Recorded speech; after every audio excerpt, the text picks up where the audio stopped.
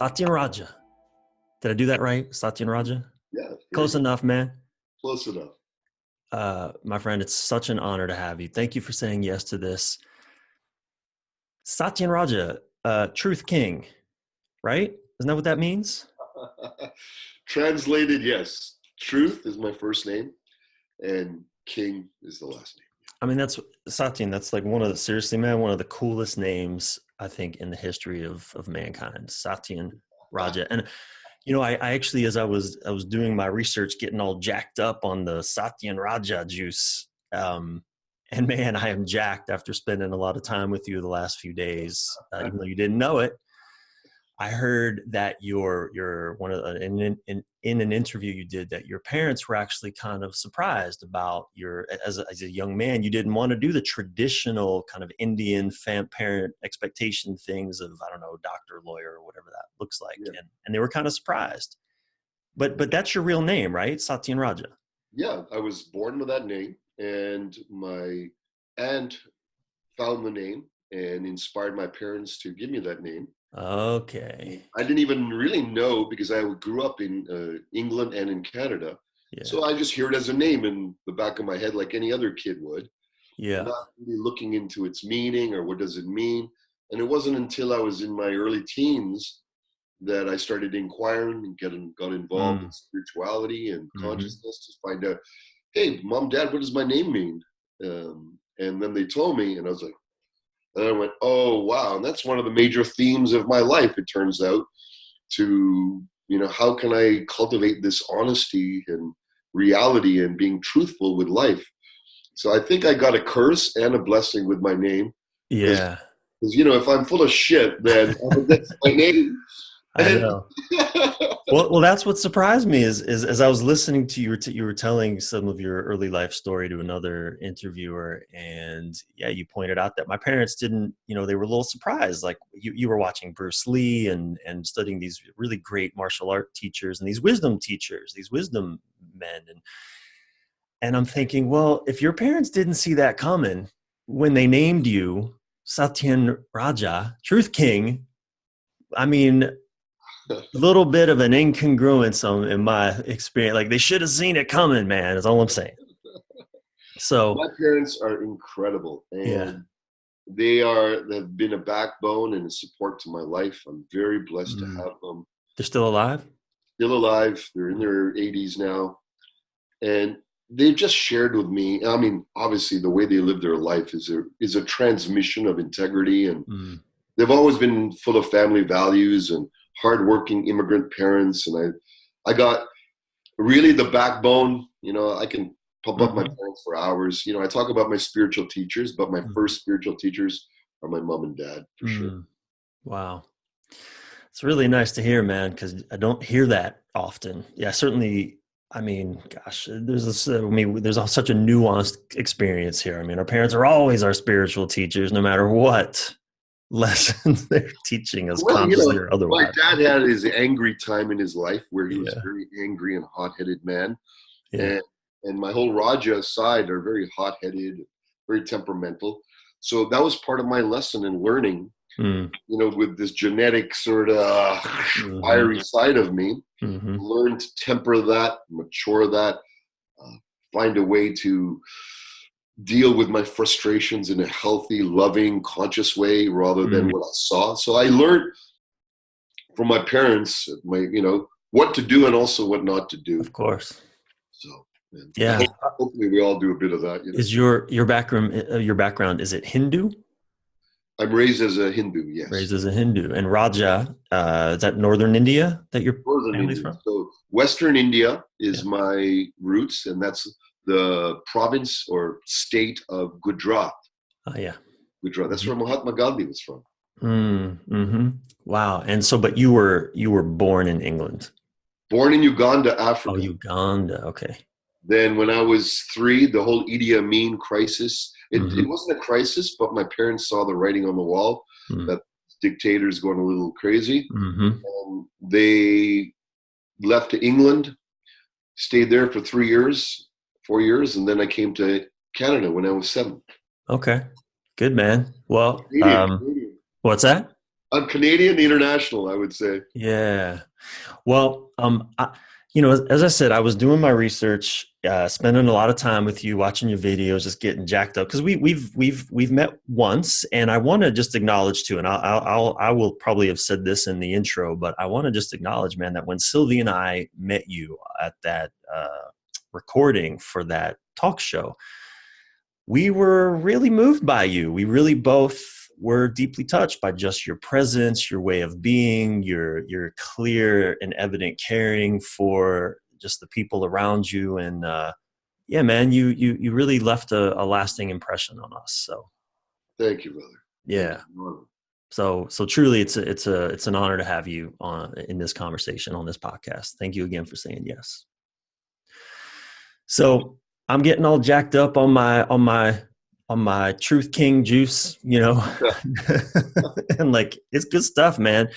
My wife's Seriously, not going to let this down. You know that. She's probably in the room sober going, okay, I'm making a note of this. uh, that's what. Oh, what a gift! What a gift they are for us. Keep us true, man. And you know, and I'm sitting here thinking, God, you know, you seem so damn disciplined.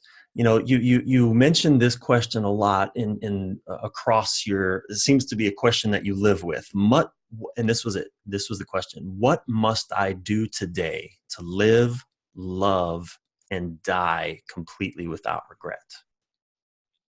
Right. That's a question that I heard you say a number of times and that you offered to listeners. And I don't want to go there just yet because you also said, and actually you just wrote this recently on Facebook, that extreme laziness is a part of my spiritual practice,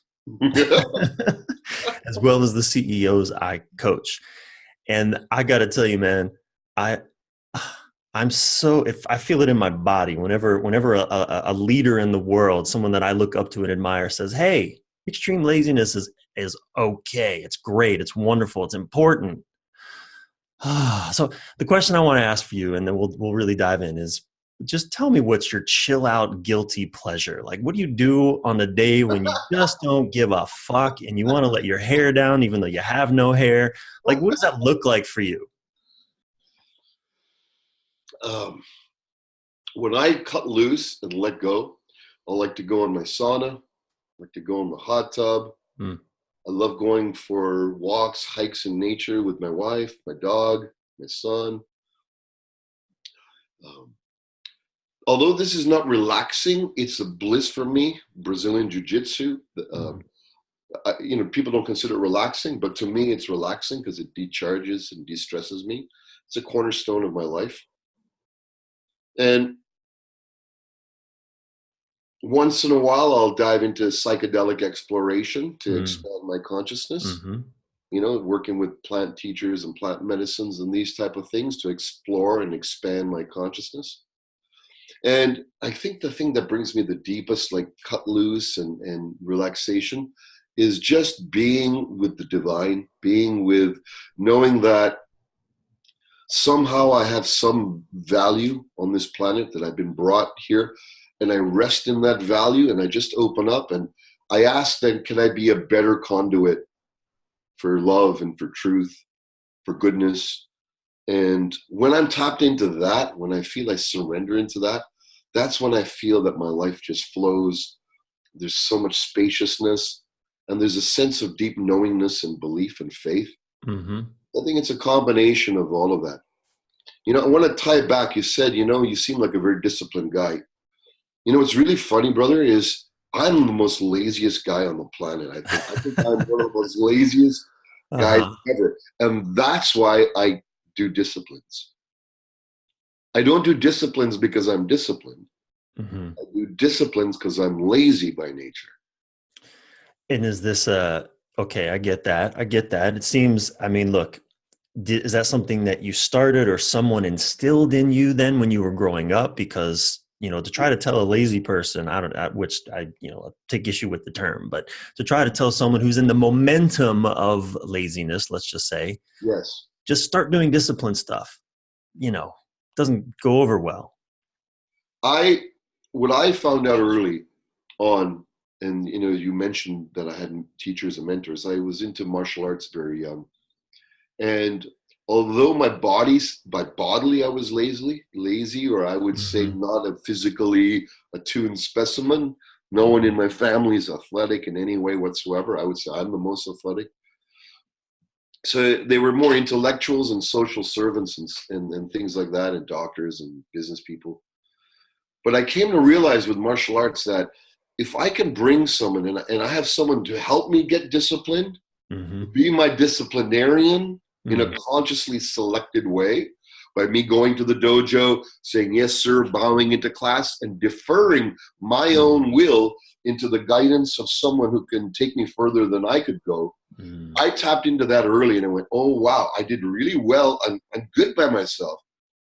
But when I'm surrounded by people who edge me, see the goodness in me, see what I can become, and then they add and they put their pressure and their nuanced training and coaching and teaching and Mm. whatever they do, right? Yep. Motivation.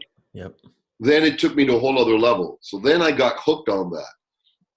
And I started finding mentors in various realms who could see far more than I could in their Mm. area of mastery, and who had the gumption to get me to be accountable to goals, to disciplines. And then once I got that, I did a little discipline, right? Like one of my teachers, Stewie Wild, years ago, he said, Satyen, I want you to wake up at 4 a.m. every morning, go for a walk in the forest nearby, come back after an hour or so, and the Tao will reveal itself to you. The Mm. Tao is this great book, Tao Te Ching, we were Mm-hmm. reading from. Yeah. When I was young, I'm like, this sounds cool and philosophical and amazing. But he says, wake up at 4 a.m. And he got me to discipline myself and write it down when I wake up and all of that. Go out in the woods at 4 a.m. I'd walk for an hour and a half. I'd come back a little, there's no one Mm. around and all that. And lo and behold, probably 2-3 weeks into that practice, I was dropped into a mystical dimension. Wow. Wow. And I was given the essence, if you will, of being with nature in this sacred way. Like the sacred dimension opened up. Mm. And I came to realize that my discipline is actually my freedom. I Mm. don't have freedom and then discipline. Yeah. My discipline is the road to greater, sustained, deepened, exalted freedom. So I chose that rather than superficial freedom. I chose the deepest freedom. Wow, I'm getting chills now because there's so much to what you just said, and I think the importance. I think I'm a man. I'm 44. I've been on the planet a minute, and I understand. There's this mentality I think amongst men that it's the old cliche. I'm not going to stop and ask for directions. I'll get us there. I know where we're going. I'll figure it out. And yet, and I think that there's a lot of momentum again in the male experience of, we see this in you're working with couples. You work with couples, I work with couples, and we see this. Men often don't come to this work until they're given no fucking choice, usually by the partner they're with who insists, who's already left or is going to leave, and they finally get it. And that what you just said about the importance of really placing in a way not your destiny but guidance, your trust in another being, another person with a vision that you don't have right now to guide you to. I would never get myself up at 4 a.m. just to go for walks just because. I wouldn't either. That's I have one. powerful. I have one of my clients, Andrea, and she wakes up I think 4 or 5 a.m. every day, and she does a 4-hour yoga, meditation, a whole morning ritual, a centering, a goal reviews, and all this. So by 9 o'clock, Mm, or by whatever, 8 o'clock, mm, 9 o'clock, mm-hmm, she is so dialed in, mm, physically, mentally, emotionally, spiritually. mm-hmm, You know what? I like to have a full 8 hours sleep. So mm-hmm. I honor her discipline, but my disciplines are different. Yeah. So I don't look at disciplines as a comparison thing. Yeah. I look at what can I take on that I feel good about. And, coming back to this piece, how can I think, there's a lot of talk nowadays, especially amongst men work, about us becoming more strong leaders, Mm-hmm. conscientious, heart-based, loving, but still masculine Yep. in our leadership That's right. of Yep. our own lives, of our family lives, of our direction. I think this is good, fantastic. But there's a yin and a yang. I think we need to be great leaders and great followers. Mm. If we're just become a great Yeah. follower, then we'll fall off a ledge if with the next Pied Piper Yeah. that comes along. You know what I Yeah. mean? Absolutely. Right? So we Yeah. need to know when to defer, I feel. So here's what I do for that. I look for folks who have a mastery or a power in certain realms. And when I'm with them, so for example, my jiu-jitsu teachers, Marcosaurus, 8th degree Brazilian Jiu-Jitsu Grandmaster, one of the greatest in the world. And his top black belt, or one of them, Benito Segura, he's my personal guide and coach. Now, when I'm with them, I don't follow everything that they say like I would when I was 15. I followed everything my Kung Fu teacher. Mm-hmm. I look for where is their mastery stronger, greater, more mature than mine. Mm-hmm. Is it in relationship? Is it in finances? Is it in family dealing? No. In Brazilian Jiu-Jitsu, whoa, I'm like this. So what do? I got to let go and defer my ego. When I'm on their floor, I am 100% student. And lovingly and joyfully. Now, when I'm in my seat of power as a guide, as a leader, as a mentor, trainer, teacher, then I'm in that. So I believe there's a power in being absolutely vulnerable to receive and to take guidance from friends, family, guides, coaches, mentors, and to do it thoroughly, not half-assed, thoroughly become a great student. And then that gives the power and the permission and the impetus and the maturity to be a powerful leader. Because if you're just trying to be a leader at the top, and you don't know what the bottom is like, then you're imbalanced. Yeah. And you're probably just going to hurt people because you're doing it because you want to be a leader, not because you really want to serve. Exactly. And I think when you say the importance of learning how to be a follower, also, my mind goes immediately to intimate relationships and again, that same idea, men, we should be leaders. I had this huge epiphany a few years back because I was trying to figure this out. Like, what the hell does that mean to be a masculine leader or a leader in my relationship, and my woman trusted my direction and all of that. And I had this huge epiphany where it really occurred to me, holy shit, she can't possibly trust in my direction if I am not in some way following her sensitivity, her lead. Right? If I'm not attuned to what's happening for her, she shouldn't follow me. Boom. That's Boom. We talk metaphorically about our women, my wife, right? Suzanne, 32 years we've been together. But I also look at existence as a metaphorical or spiritual woman, a big lady, a big metaphysical goddess. As a whether it's real or not is not the point. But existence just meaning all that exists, like seeing that as as a big lady, okay? Big lady. You call it a big puppy dog. It could be whatever it is, right? Yeah. But when I look at existence as the yogis do, as a manifestation of the feminine principle, then if the wind is blowing this way and I ignore it, and I keep forcing against the wind. What if I went to the side? What if I moved with the wind?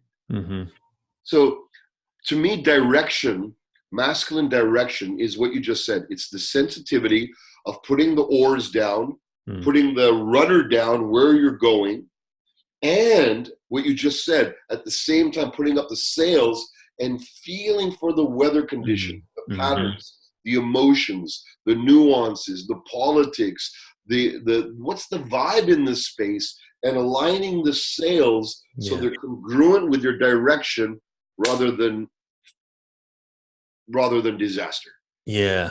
I think it's a combination: rudder, oaring, or power, and feeling the moment to moment direction. One of my other guests that I had on recent, Joshua Hathaway, said something that just so about masculine leadership that really, really just again blew my mind open in a way. I hadn't seen it that way before. But he said that true masculine leadership means essentially being willing to listen when that's what needs to happen, to put down your so-called truth sword and be present and really that's fucking leadership. And it was just like, again, one of those moments. Let's nuance that. And I would say, to add to that, 80% of the time listen, 20% of the time direct. Mm-hmm. Used to be the other way around for me. I would direct 80%, yeah, listen 20. Yeah. Now I'm in the other spectrum where I'm listening. The other day my wife was talking, and it's probably about the 738th time she's come up with the same topic over the last 2 years. Probably not much different than before. And I'm like, okay, I know this topic. I know what she's saying. And every time I do that at the beginning, I'm full of shit because I'm missing the truth of why would she be saying so much unless I'm not deeply receiving it. This time, as our friend Jonathan said, I put that part in my mind down that, okay, I'm listening to correct or to adjust or to direct, to just listening for absorption and love's sake. Yeah, which that takes far more courage than just thinking I know where this should go and I know what's going on here, than being in the knowing. It takes far more courage to be in the unknowing. Courage and the ability to shut this up, shut this up, the and brain, open this up and just receive, like a catcher. You know, with baseball catcher, they're not closed with a glove. They got to be open with a glove. And then, although there's a batter right in front of them who's trying to knock the ball out, they are being so deeply attuned visually, psychically, body movements, everything to the pitcher, because that's the intimate relationship. Right. But if the catcher closes the glove halfway, even if that ball comes, it ain't happening. That's right. He's going to miss it. That relationship's got to happen. Yeah, that's a great analogy.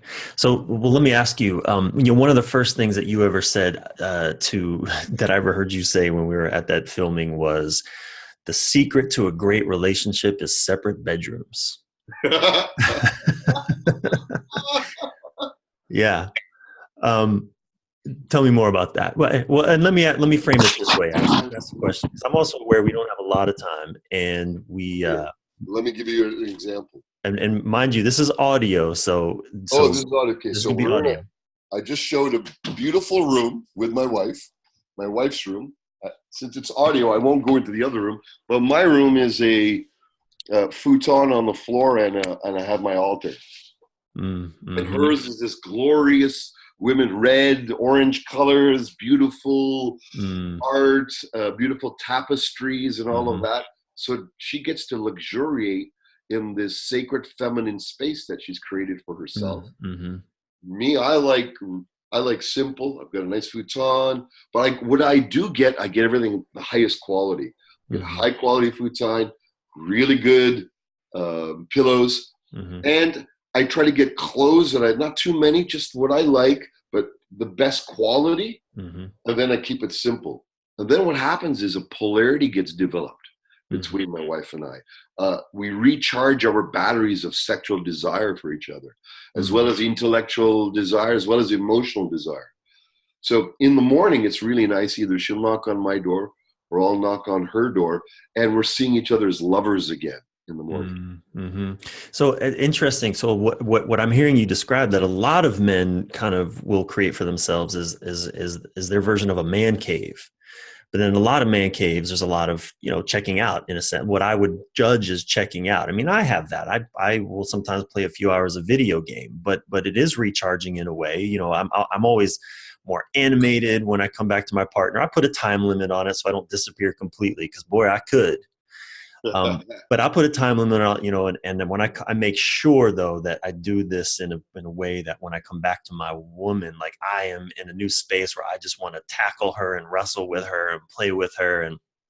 But let me draw the distinction here, because there are a lot of ways that we men can just disappear into our man caves and not emerge when we come back.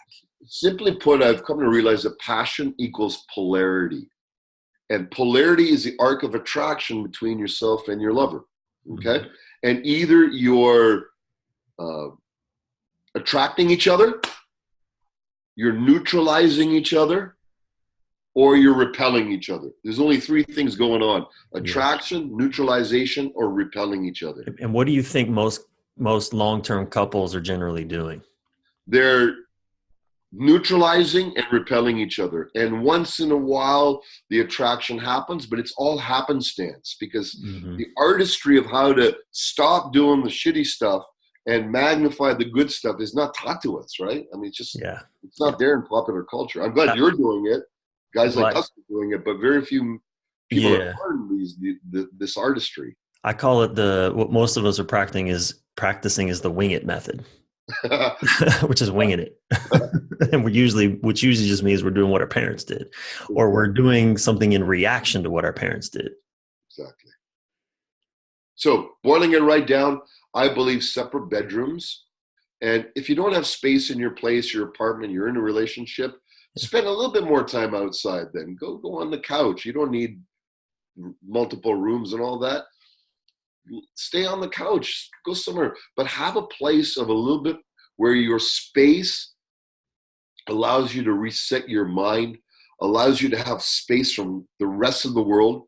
And what I like to do is I actually visually like to shut off the rest of the world. So I'll go in my room and I'll actually pretend I'm slamming the door shut with everything else: work, children, money, health, everything. This is extreme laziness time, extreme nothingness time. Mm-hmm. Yeah. Along those lines, we'll just stay here for a minute. What do you think is I know there's so much to learn. This is a big question I'm gonna ask you, but I'm gonna ask you to distill it down. What do you think is like the most important thing that men generally need to learn or know to create a really thriving, exquisite relationship? Just what I shared here, the artistry of polarity creation. That's the essence of it. So recognizing what are you doing to repel your partner. Now, there's certain things. To repel your partner, you have to be in the same energy space as they are. So if both of you masculine, if she's masculine oriented, like in a masculine headspace, getting shit done, doing stuff, and you're Mm-hmm. in in that space, two north poles will repel each other. So if both of you being masculine, it's going to repel each other. Both of you being feminine, you might have connection at a heart level, but I'm talking the sexual, that passionate connection, that'll be Mm-hmm. neutralized if you're Mm-hmm. both sort of flat. Yeah. To raise the energy, to keep that arc of attraction strong, you have to play those poles with more gusto, with more passion, with more energy. One become more of the ravisher, one become more of the ravishee. But don't get fixed in those roles. Yeah. Play around, toss them. Let her be boss in bed for 10 minutes. Then you be boss in bed for 2 minutes. Let her be boss in bed for the whole time where, hey, honey, here you go. And you come in like Yeah. totally surrendered. Yeah. You know, like play around with it. But it's the playful approach to magnifying the passion that's required is what I found. Okay, so polarity, got it. And I think what I describe, and even outside of the bedroom, what one of the things that when couples come to me and they're caught in a breakdown, one of the ways that I often describe it is like, again, the two masculine poles. It's like two rams on a mountainside, just button Yeah. heads, getting nowhere, and just trying to knock each other off the mountain. That's no good. So there's so much to explore that we are not going to go into. We don't have time to go into this conversation. We'll have to have you back on at another time to dive more into this. Or, if you're listening, just go search Satyen Raja on YouTube. He's got a lot of videos, and you'll share with us in a few minutes where we can find out more about you. But I want to ask a big question of you. What is the biggest challenge that you see facing men today? And what wisdom can you offer in the face of it? Ooh. Told you it was a big question. This is the biggest, and I'm going to go even bigger. I think it's the biggest problem is not just facing men, it's facing mankind, humankind. And the biggest thing that we're facing is our extinction. This is a big deal. Now, boiling it down to what we can do, I truly believe that each one of us as a man has some role to play in the betterment of the greater good.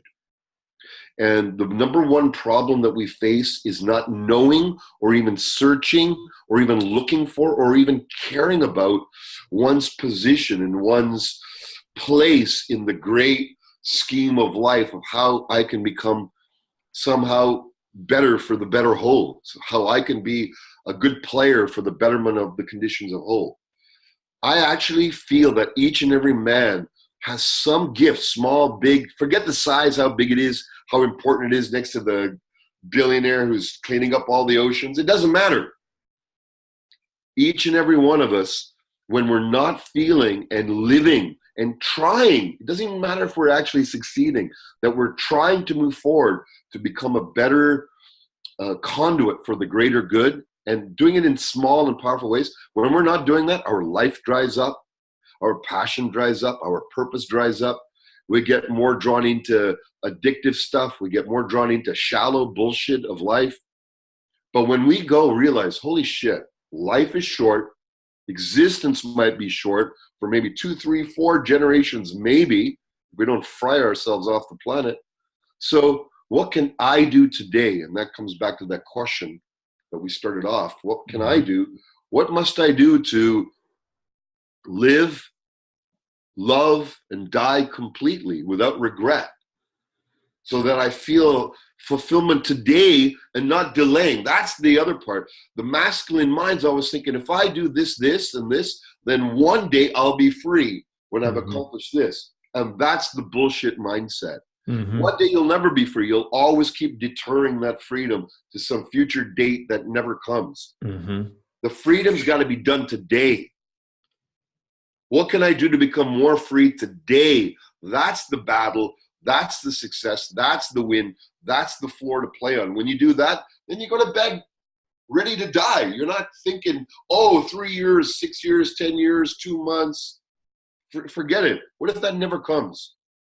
Let me ask you though, because I can imagine there are men listening, and just again, you raise this to the level of our existence as a species, and you're going to have men listening that have completely polar opposite solutions to that. Have men listening that think that say, for example, yeah, you know what, build that wall, that's how we survive. And you're going to have others that say, fuck that wall, that's how we survive. Yeah, go ahead. Here's how you navigate. If it's build the wall and that's going to serve the world, then freaking do it. Don't go 90% behind it or 95% or 99. 100% and fucking go out and build the wall. Go up and volunteer for the bricks. And if you're on the other side and you think the best way to serve the world is breaking down the walls, then don't go 80, 90% of it. Don't sign email lists where no one's going to read them. And who gives a shit? Yeah. Why try to convince or band together with people who already believe? Go to where there's a wall and start breaking it down. Yeah. It's the fact that those two will meet somewhere. And they'll have eye-to-eye contact, and then they'll find that there's a lesson for both of them if they're open. If they're open, yeah. But both of them have got to be conscripted about doing 100% what that is. Right. Regardless of the belief system. And it's the 100% involvement, which then brings maturity. Then purifies both intentions. So in other words, quit squabbling about it on Facebook and go fucking pick up a brick if that's what you believe in. That's what, if really. Or pick up a brick or, what do you call it, a chisel. One or the other. Right. Build it up or break it down, but stop just, at the level of mind, just squabbling over Facebook, man. All it's doing is, I haven't been able to look at my Facebook feed for a couple of days because I wrote something about the Native American and the young boy that, that little confrontation that happened. And that just brought up a whole thing I just decided, look, I have things to be about. I am not interested in fighting that fight. So I'm going to do my work and not look at that conversation, because all it did was make me angry. And all I was doing was making other men angry. Nailed it, brother.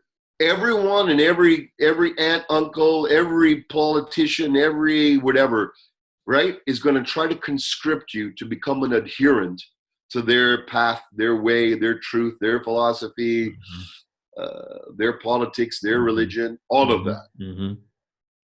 And they're all doing it by somehow raising your significance. Look how cool you are. Look how believe. Make America bad. Make America good. Make whatever. Yeah. Yeah. Right? We got to, I feel that as warriors, as men, we got to stop being pulled around by influential people who are manipulating our desire to be significant. Mm. And rather than find significance, we have to surrender the desire to find significance. As Lao Tzu said in the Tao Te Ching thousands of years ago, don't always work on, oh, what can I do to make myself seen and be felt and experienced as a significant player in the world? That's all ego. Do the opposite. Yeah. Go out of your way to make other people significant. Yeah.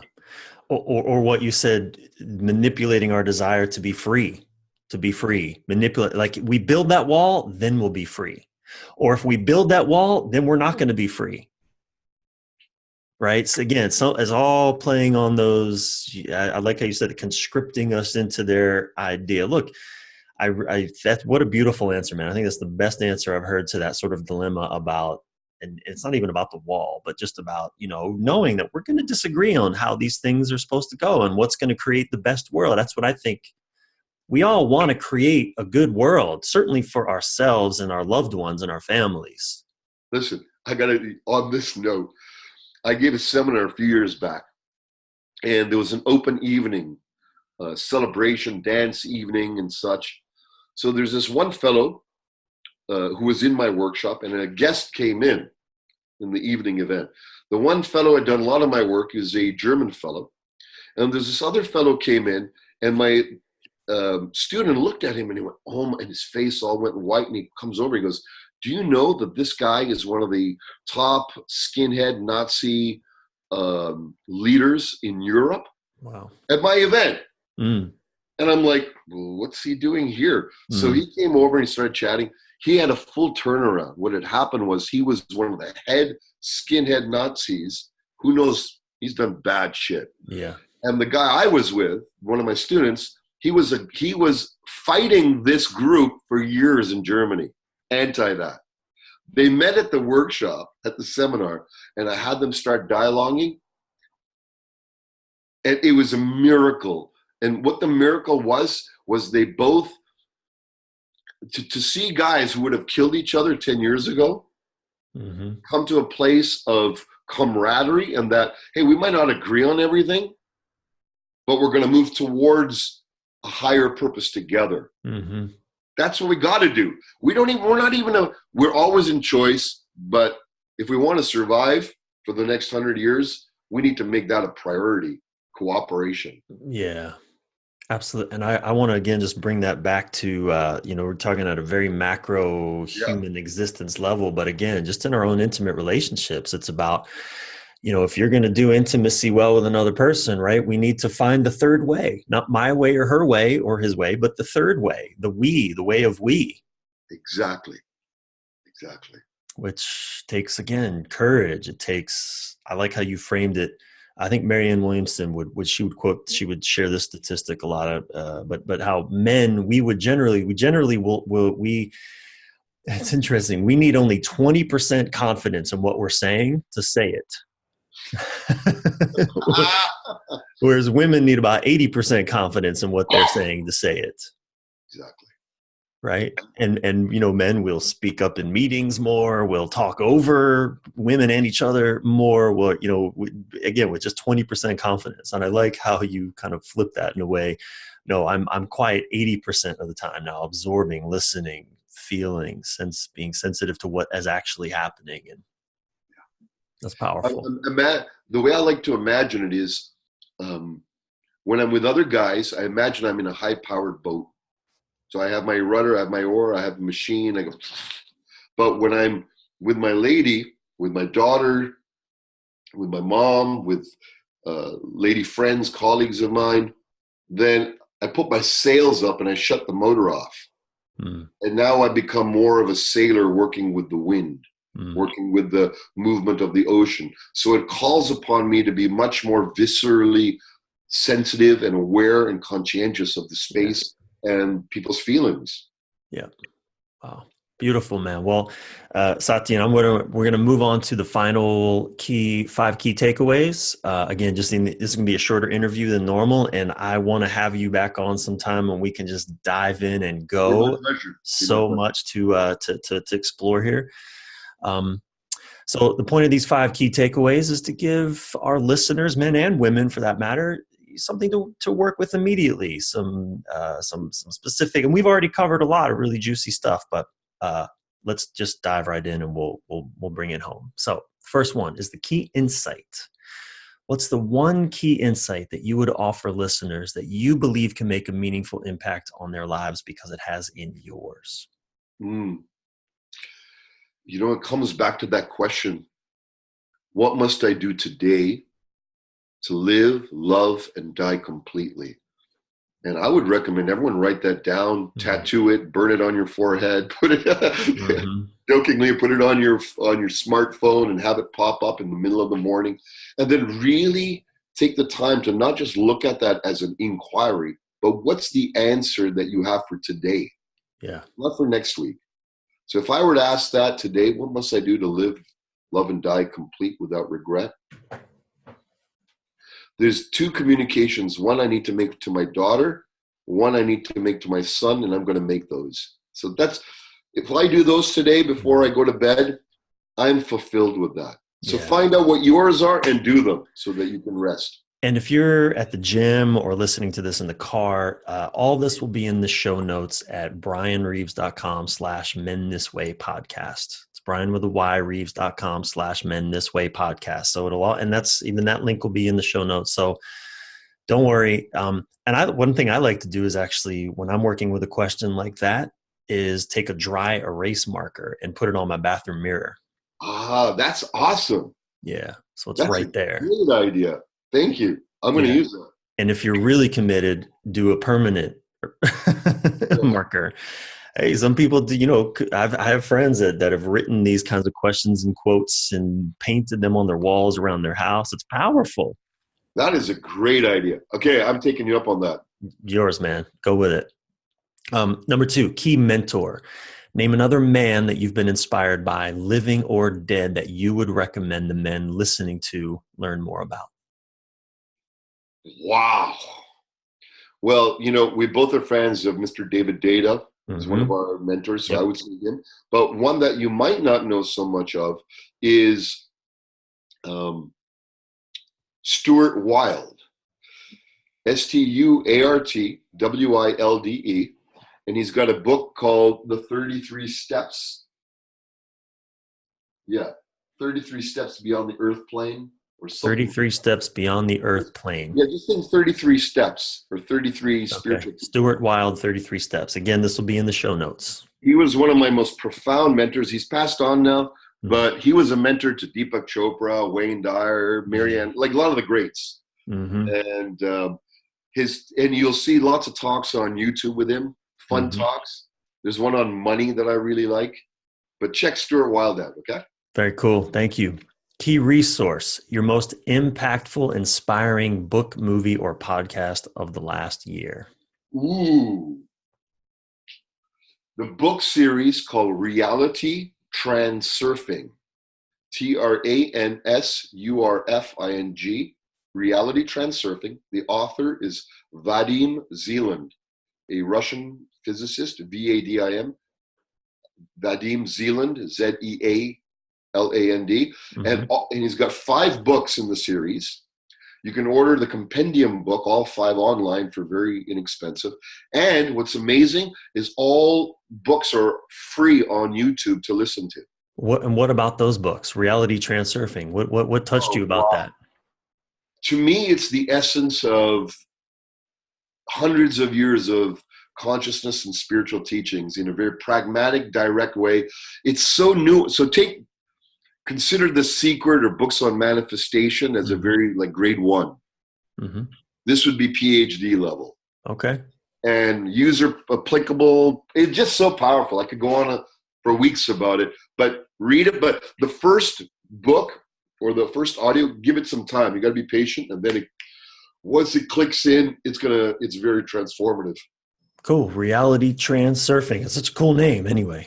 It is. Uh, to me, it's one of my favorite books on manifestation.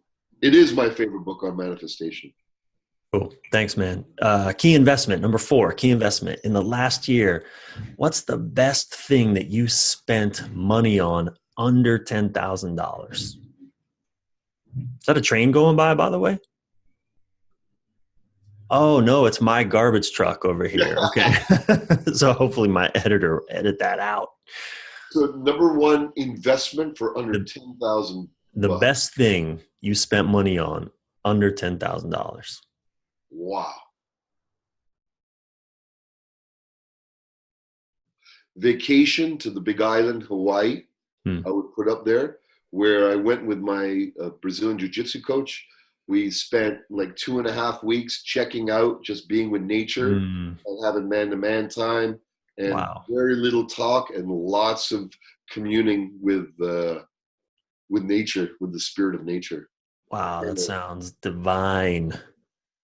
Wow, beautiful. Okay, and finally, key practice. Please offer one consistent practice, spiritual, creative, personal, or relational, that has served you well and that you challenge our listeners to take on for just the next 7 days. The question, the warrior sage question: what must I do to live, to love, and to die completely without regret? Put it up on your mirror as you shared, permanent or non-permanent. Mm-hmm. When you wake up, don't look at other stuff first. Look at that, absorb it. Know what that answer is for yourself, and do it by the day's end, and do that for 7 days in a row. Watch what happens to your self-esteem, your self-empowerment. Watch what happens to your fear. Watch it dissolve. Well, it's profound, okay? You know, and I want to point out too that like when you did this just quickly earlier, it was only 2 things. It wasn't a long litany of all these things you had to pack into the day. It was just 2 simple things. Yeah. I And just got, today I know I got to call my son and I got to call my daughter, and there's specific things I want to share with them, and I know I'll be done. That feels good. If I get to do more, bonus. Yeah, it's bonus. Minimum. That's, you know, I do a what I call a daily wins practice, and these are it's never more than 4 things. I want to win my day, and it's never ever ever more than 4 things, because then it just becomes a to-do list, I like that. and it's impossible. I can't even do it. But 4, major significant things that I know will just basically, I have some other sort of criteria for it, but essentially, by the end of the day, if I get even 2 of these 4 things done, I will have won the day. Phenomenal. So I love that question. And again, we'll have this written down for you in the show notes, but essentially repeat that for us one last time. What must I do today? What must I do to live, love, and die completely without regret? Yeah, beautiful. Satyen, where can our listeners learn more about you and what you're up to? My website is warriorsage.com. You can go there. You'll find out all that we've got going on. We've got some very powerful community activations or community dojos that we're initiating all across the world. So if you want to find out more about that, go to there and you can get a sense of, and there's a ton of my talks and interviews there as well. Yep. I went through a lot of them. So much wisdom, and just again, the energy that you bring, Satyen, and all that you do, man. It's infectious. It's infectious in the best way. I felt so good just getting ready for this interview. So it's been a pleasure. Thank you so much for your wisdom, for sharing, for being here, man. Oh, thank you, Brian. And you too. And the great work you're doing for men, for brothers, for relationships, for the world. I honor you. And let's keep rocking the world up together. Okay, brother? Yeah, man. Thank you, friend.